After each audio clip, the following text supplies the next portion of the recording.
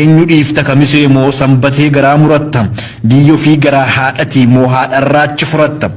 jiilli arxummaa baateef caffaa kamisee moo dawwee dhiifta haadhoo teenya lafa gootaa walloo eenyu filaattee ciifta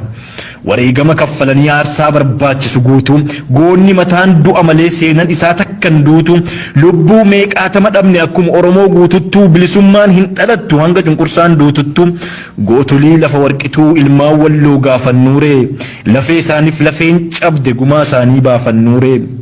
yaadannaaree shawaarobii jaarraa kaarra qoreef dawwee bilisummaa isaan dhumaniif osoon ijaan argeen hawwee yaadannuuree caffaaf baatee jiillee dhummuu gaf makkanna mataan dhumnuus maqaan jirra galmee seenaaf yoom rakkanna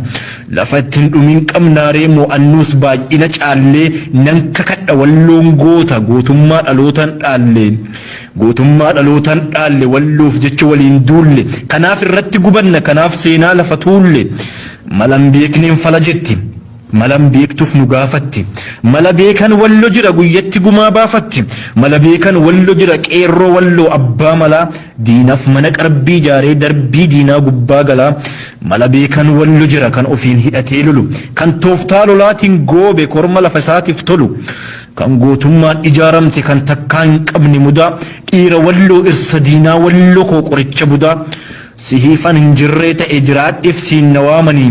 siif miidhamni narra ga'a siif morma diinaa haamanii kulkulfadhee hin jiraadhu gad waraanamee goraanii keessi oromoo walloo guutuun ciincahee rakka qoraanii godaannisa hin fayyamne keessaa gubbaadhaan baatanii maal qaba akka aaraniin silaa osoo du'uu maatanii